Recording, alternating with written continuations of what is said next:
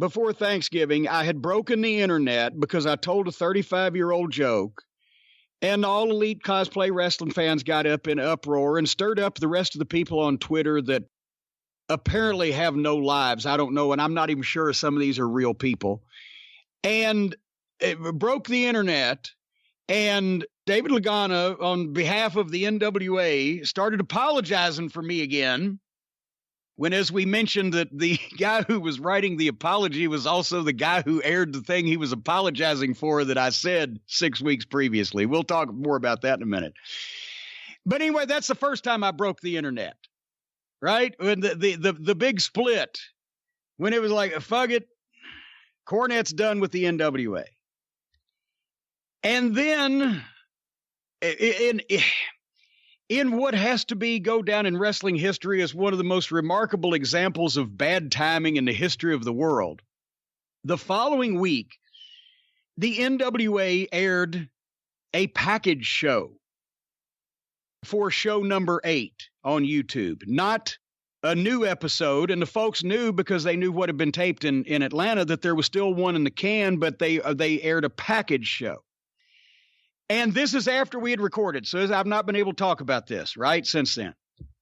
And the internet broke again, this time with all the NWA fans flooding YouTube, and I don't know how you do the thumbs up and thumbs down. I've never done one. I don't give a fuck. If I like it, I tell people. I don't just fucking thumb it, right? Finger it, whatever they do to it. It's pretty simple. Well, it doesn't matter anyway, because it's fucking stiff. I like it. I'm either going to say something about it on Twitter or make a comment there or whatever, but all these like things, or retweet, I can understand that. You're restating this statement to the people, but just like it or thumbs up, whatever. Anyway, thousands of people chose to thumb the fucking 8th episode of the NWA Power Show down and took that opportunity to roast David Lagana verbally as viciously as I've ever seen a wrestling executive roasted before. I think my favorite one that stood out was David Lagana is the kind of guy who would shield himself with children in a mass shooting. Oh, that is funny. And I mean, a lot of, because the thing is now, the week before, it wasn't really any appreciable amount of the NWA fans that usually watch the show that were upset. They were the fucking people that they latch on to it. I think what do? They do a Twitter tag or something, or a YouTube tag or a hashtag. And the people who watch the All Elite stuff on YouTube can also watch NWA. I don't fucking know. But whether there's a crossover audience or just whatever the fuck, well, they didn't bother to watch show 8 because they just wanted to stir shit up about me.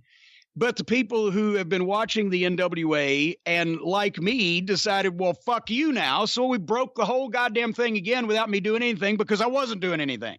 And people thought incorrectly, which I'll go into in a second, people thought that they had scrubbed the last episode of the NWA shows that we taped in Atlanta and just to get me off the show, like what I said was so horrible and I'm, just leprosy ridden, that they've just aired this show. That is incorrect, because when I went to the tapings in October, I had 8 formats in my hand, but as I looked back to make sure, they were shows 1 through 7 and 9, because show 8 was always supposed to be what I was told that night was going to be a package show. Now, I assumed that it was going to be a package show, like catching us up to date on shows 1 through 7. That's just but I didn't ask. Nobody gave details, just we're going to shoot some extra stuff. We're going to do what? Okay, package show, right? So it was supposed to be that because that was Thanksgiving week. Now, the problem also becomes that in addition to the timing, and I didn't watch the show, so I didn't see it to comment, but apparently this was the worst package show in the history of package shows. And a lot of people didn't like it. And a lot of people vented about me. And Lagana got roasted over the fucking coals. Notice I will not defend Dave Lagana in this program, and I don't think he's expecting that either. Nor should you. Because I'm obviously, I'm along with the fucking shielding and the mass shooting and everything. But here's the thing that everybody was, because it was timing. It was a perfect storm. It was supposed to be a package show, regardless of whether I had told a joke or not. It wasn't supposed to be the worst package show in the history of package shows, but these things happen. And David put together, I guess, whatever the fuck he had. I don't know because I didn't watch it, what was on it, but people didn't like it. And then, since I have not spoken to David since the original incident, and when people started saying this, I was like, well, certainly to God, they're going to show the next week's show, right? But I started thinking, boy, because that's the rock and roll match. And if they weren't to show that, or they were to take my commentary off that, there would be a lot of motherfucks going on this week. But no, they did show this past Tuesday, show number 9. Actually, they didn't show one of the matches. There was some turmoil up in the air because there was a bunch of people that came out and interfered in the match. There wasn't really it wasn't a clean match, clean finish, whatever. They thought better than to air it at the after they saw it. But the rock and roll match, the other match, did air, and they even gave me a nice little thank you. They didn't show a picture of me, laying in the middle of the street with those bus tracks over me that I had the previous week, but they gave me a nice little thank you. But here's the fucking point. I'm saying again, don't take out on the NWA. Everybody's saying, okay, fuck you, NWA. You're more than welcome in my mind to say, fuck you, Dave Lagana. I'm not advocating that you not say that. But don't say fuck the NWA, because the NWA is Storm, or the NWA is Aldous, or the NWA is Joe Galley, or Dave Marquez, the NWA is Trevor Murdoch, the NWA is all those other guys that didn't have fuck all to do with this. And if you don't watch the program because of this, then you're taking it out on them because they're the ones that's actually on the program. Just because of one loose nut behind the wheel, don't sell the whole car, is what I'm saying. But if that loose nut is the loose nut in charge of the program. But if it leads to an accident, is this a Stephen P. New trans segue? Are we now? But if the loose nut leads to a fatality on the highway, now go ahead. No, I'm just saying. I mean, if the loose nut is the person in charge of the show, editing the show, it's not unreasonable to say "fuck the show," is it?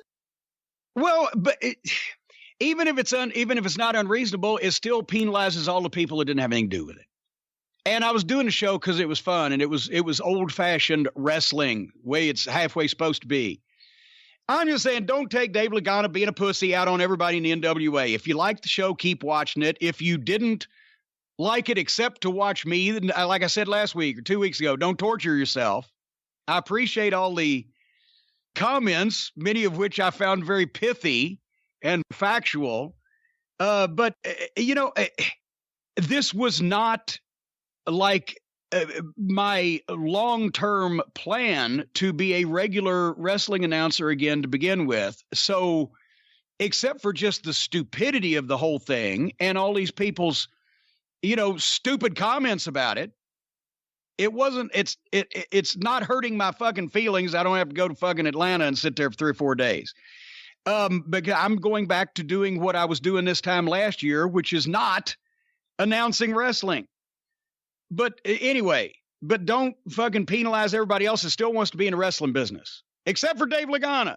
You can penalize him all you want, but don't not watch the show if you want to. Just watch the show and leave, good comments about the show and shitty comments about Dave Lagana. You can do both. Let me ask you a question, because I saw this Goodbye Jim Cornette video hosted by Joe Galley. Do you think that was done primarily to get the heat off Dave Lagana? I think it was primarily to make sure I didn't fucking go off on anybody else. I did hear from a number of people since then in the NWA. I'm not going to reveal any names because we don't want everybody to be publicly acknowledged which side they're on. But that were, upset about the whole thing and not at me. And, wished that I was continuing on with the program, but, it's not their fault.